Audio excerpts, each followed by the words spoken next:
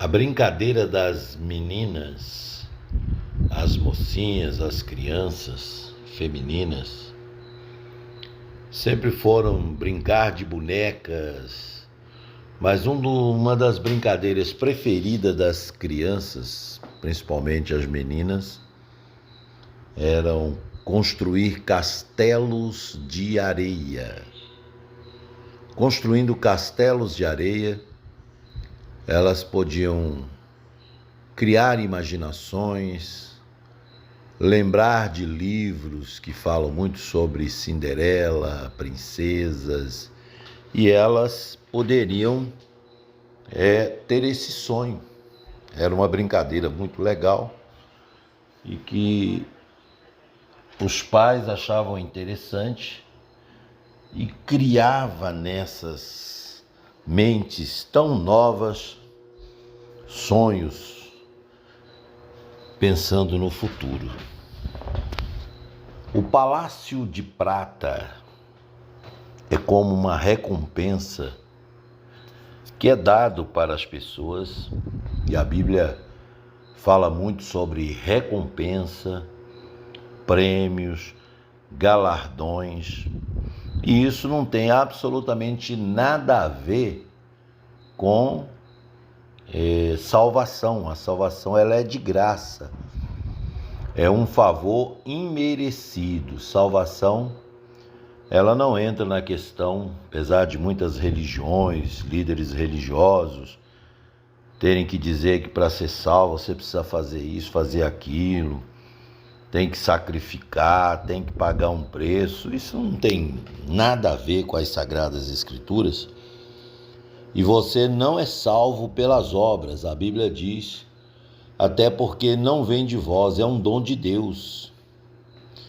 E não vem de obras para que ninguém se glorie, para que ninguém possa ter vanglória, dizer que foi salvo porque praticou o bem. Se fosse dessa forma, a religião espírita, que fazem muitas obras, eles estariam na frente mesmo sem aceitar Cristo, e o que não é verdade. Salvação vem de confessar Jesus Cristo como o Senhor absoluto da sua vida. É de graça, é só confessar, e evidentemente quem é salvo vai melhorar a sua qualidade de vida espiritual porque é salvo, e não com obras. Mas a Bíblia fala de galardões, fala de prêmios, e eu encontrei a passagem mais interessante a respeito de prêmio em Cantares de Salomão. A gente sabe que o Cantares, como outros tantos livros, aponta para Cristo, revela Cristo, e a gente precisa entender muito esse lado que a Bíblia chama de sombras, mas que aponta para Cristo, para a sua verdade. Eu vou ler com vocês em Cânticos dos Cânticos ou Cantares, capítulo 8, versículo de número também 8. Lá diz assim: eis que temos uma irmã, ainda jovem, que não tem seios. E quando despertar, na minha tradução, momento que aflorar, diz esses dois, são irmãos, eles dizem assim: que faremos por nossa irmã o dia em que ela for pedida, descoberta, ou alguém se interessar por ela? Dois irmãos muito preocupados com a irmã mais nova, a garota mais nova, que ainda nem seios tinha, então ainda nem adolescente, estava em formação, mas já havia uma preocupação muito grande com ela. Nós entendemos que mulher na Bíblia tem vários significados, e uma delas é a igreja. A igreja ela é feminina. Igreja é noiva. E noiva ela está se preparando, amadurecendo para encontrar com o seu noivo. No caso da noiva igreja, a noiva igreja já sabe quem é o noivo e só espera o dia em que o noivo decidir esse casamento. Mas esses dois, eles têm uma grande preocupação com a irmã, que eles conversam entre si sobre este assunto. E o mais impressionante que eu quero deixar para vocês aqui, o que me chama bastante atenção, é que ela está ouvindo essa conversa, Essa não é uma conversa que ela não faz parte, ela sim está ouvindo atentamente os dois irmãos com grande preocupação. E eles então prosseguem e vai comentar sobre, no versículo 9, capítulo 8 de Cantares, dos Cânticos, se ela for um muro, dizem os irmãos, construiremos sobre ela um castelo de prata ou uma torre de prata. Se ela for uma porta, nós a reforçaremos ou lhe daremos tábuas de cedro do Líbano, que seriam tábuas. O que isso eu entendo? Eles estão tão preocupados com ela, não é para menos. Nesse período de Salomão está tendo muitas coisas que o próprio Salomão tem feito, um homem que não é referência para ninguém. Teve 700 mulheres, 300 concubinas, envolveu-se com deuses, e quando você tem um governo que age desta natureza, imagine os outros também vão ter dificuldades enormes de serem certinhos, corretos, porque o exemplo vem de cima, não é isso que a gente aprende? Então, no caso nesta época, esses dois têm uma grande preocupação. Claro que essa preocupação, ela é a preocupação de Jesus, ela é a preocupação do Espírito Santo, que querem o melhor para a igreja. Temos uma irmã, temos alguém da família. Nós não chamamos Jesus de pai, nós chamamos Deus de pai. Jesus é o nosso irmão mais velho, aquele que é a nossa referência, aquele que nos salvou, é aquele que a gente olha e encerra-se qualquer dúvida quando a gente olha para ele, porque é o Senhor de tudo, Senhor absoluto. E aqui eu vejo a preocupação dos dois com essa menina, que pode ser pode ser a igreja. E eles dizem o seguinte: se ela for um muro, quando a pedirem, quando quiserem ela ou quando insistirem com ela, se ela for um muro, nós vamos dar para ela um castelo de prata, vamos dar para ela um presente, ela vai ser presenteada, ela vai ter um galardão. É isso. Ela vai ter um galardão, um prêmio, um grande prêmio. Mas eles dizem também, se ela for uma porta. E aí a gente pode analisar o que é um muro e o que é uma porta. O muro nos mostra segurança, proteção, cerco. É assim, o muro está delimitando, as pessoas não podem ultrapassar aquela linha. Hoje as pessoas fazem muro para proteger sua casa, sua família, seu rebanho, suas coisas. É assim que o muro representa. O muro manda uma mensagem para fora: não entre. As pessoas antigamente, acho que hoje também, elas colocam um caco de vidro assim, ó, por cima do muro, para que alguém, ao tentar pular o muro, corte suas mãos. Temos também cerca elétrica. A cerca elétrica impede de chegar até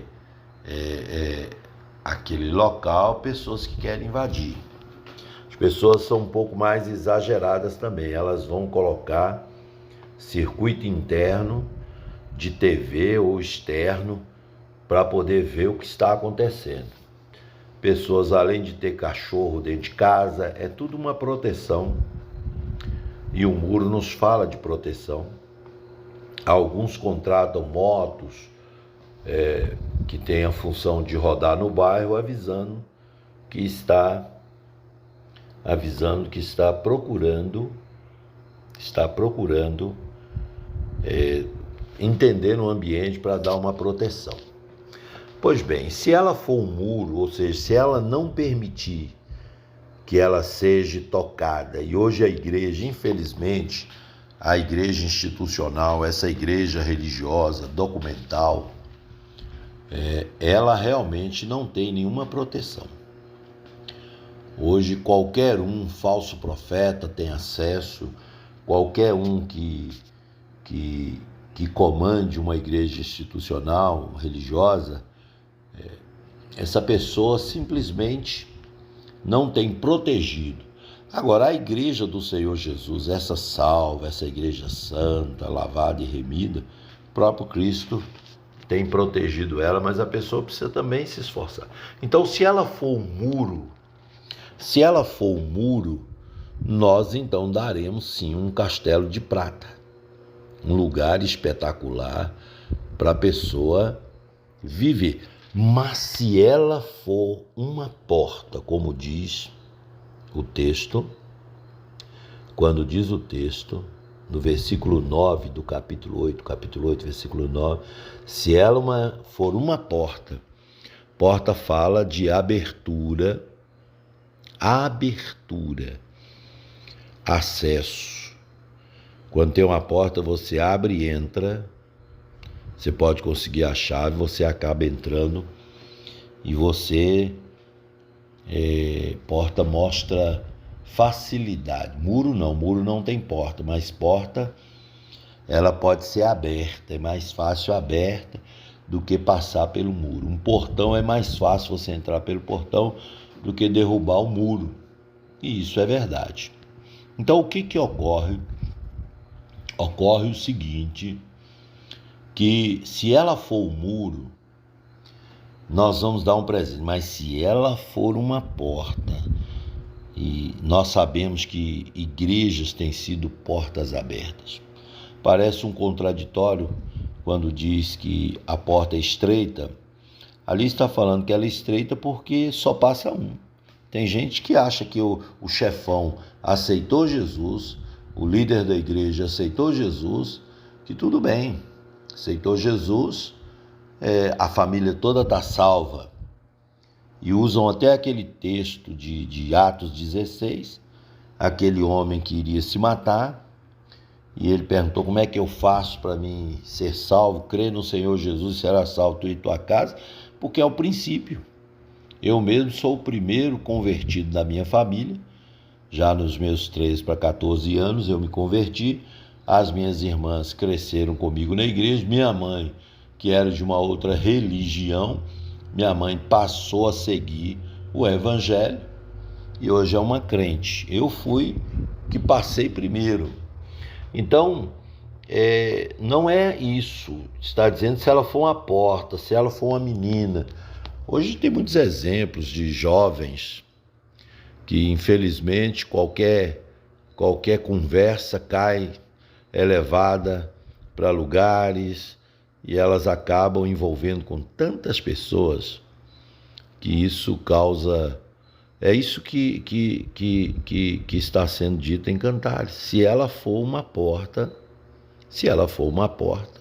fácil demais, nós a cercaremos com tábuas de cedro do Líbano. Eu digo para você, isso é caixão.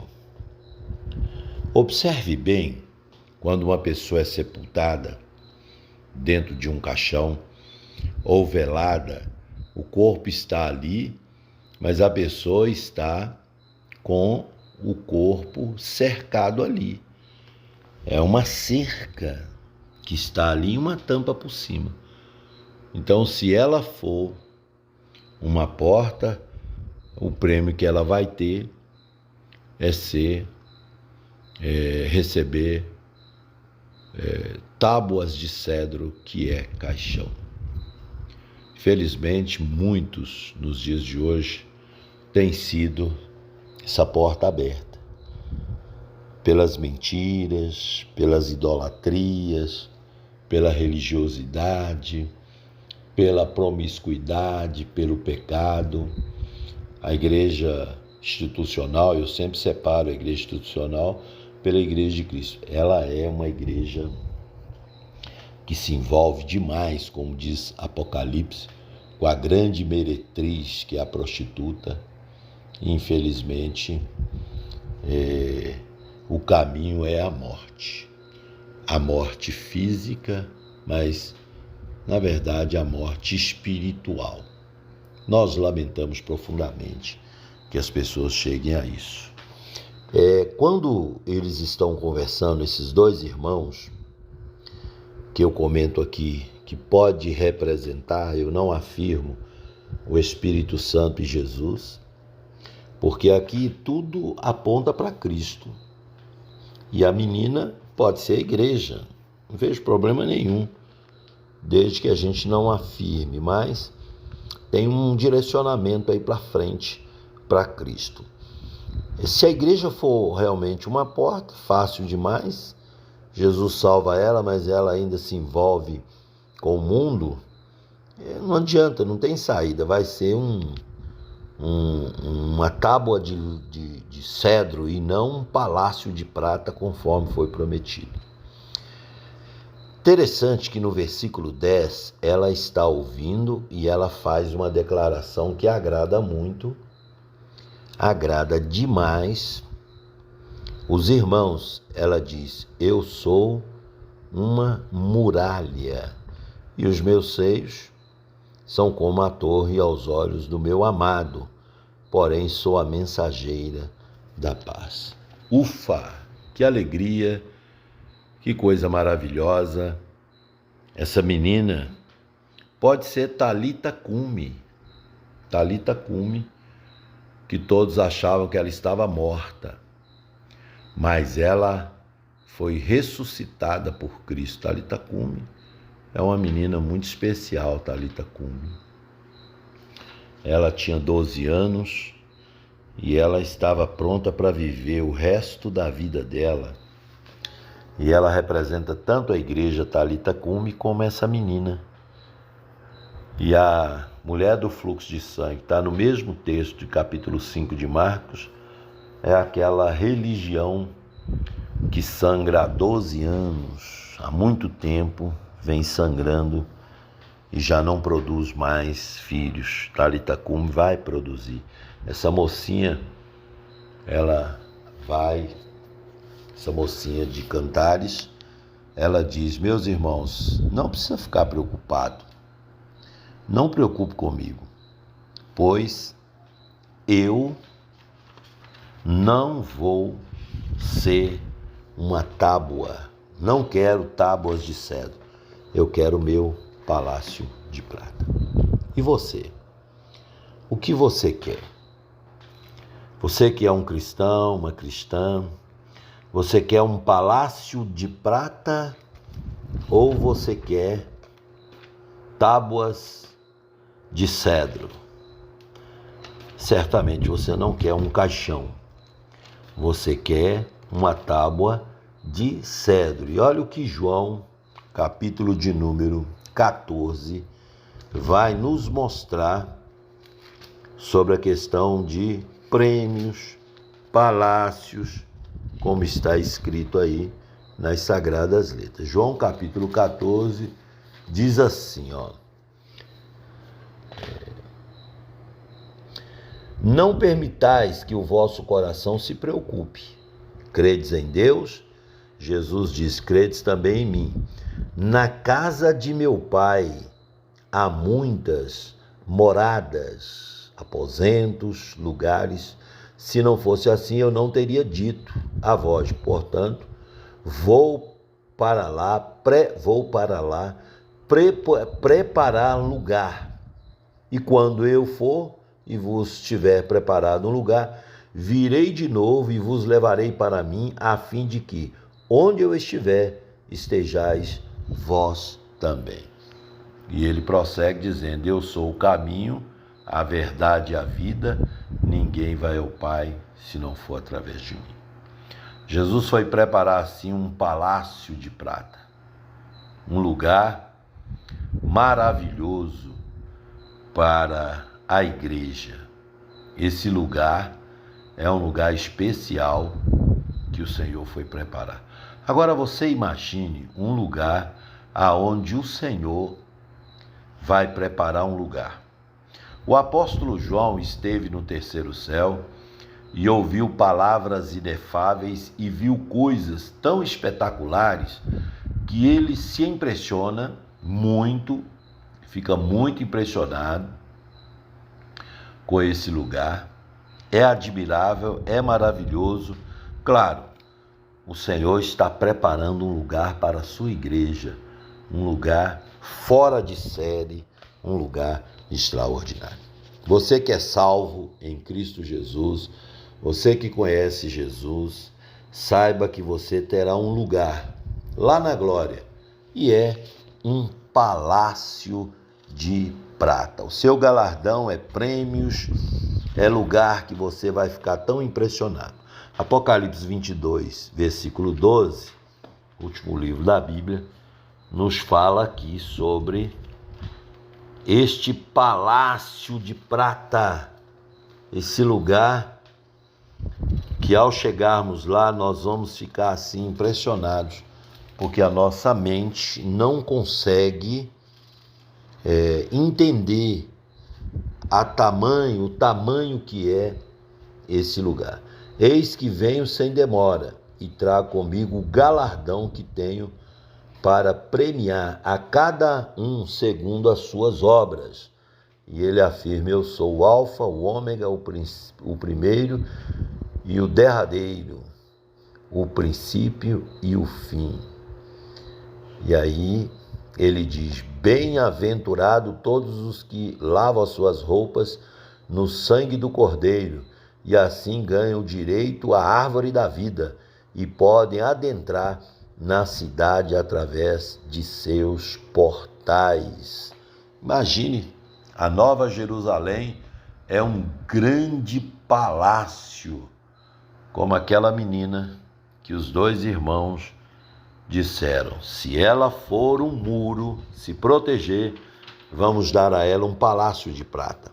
Mas se ela for apenas uma porta, nós a tornaremos então e daremos tábuas de cedro, que é caixão. Que Deus nos livre de tudo isso, porque nós queremos um lugar maravilhoso, receber o nosso galardão e viver lá com o Senhor para sempre com o nosso Senhor Jesus. Deixa eu ler também uma passagem bíblica aqui em Colossenses capítulo 3, versículo 23. Colossenses capítulo 3, versículo 23. Vamos para lá, chegarmos em Colossenses, o capítulo é o de número 3. Onde está Colossenses? Capítulo 3, versículo 23, diz assim, ó.